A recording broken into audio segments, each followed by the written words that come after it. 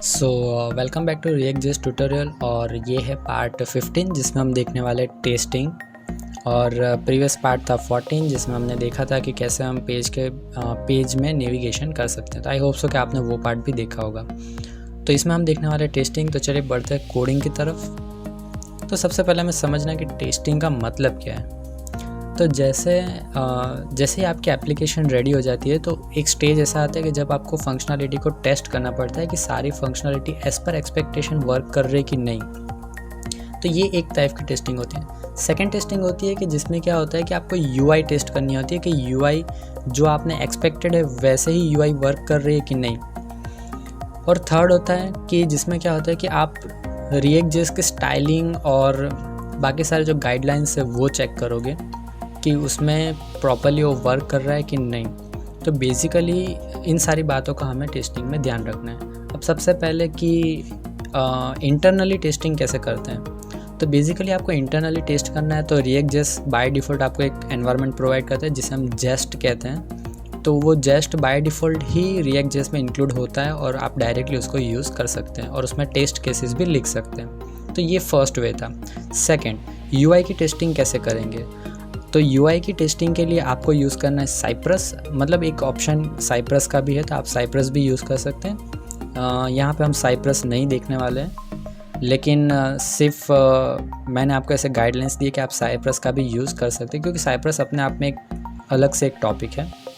तो वो यहाँ पे हम नहीं देखने वाले क्योंकि उसके पूरी पैटर्न और जो हमें टेस्ट केसेस लिखना है वो पूरी डिफरेंट स्टाइल है। तो यूआई के लिए आपको साइप्रस यूज़ करना है और जेस्ट तो है ही यहाँ पे। तो चलिए देखते हैं कि जेस्ट को कैसे यूज़ करना है।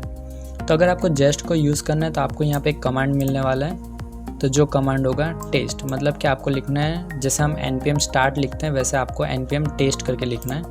तो आपके पास अगर स्निपेट अवेलेबल है तो आप डायरेक्ट टेस्ट पे क्लिक कर सकते हैं। जैसे ही आप टेस्ट पे क्लिक करोगे तो वो क्या करेगा कि रिएक्ट जेएस में आपने जो भी लिखा हुआ है कोडिंग पार्ट वो चेक करेगा वन बाय वन कि कहाँ पे गलती हुई है और कहाँ पे आपको चेंजेस करने की ज़रूरत है।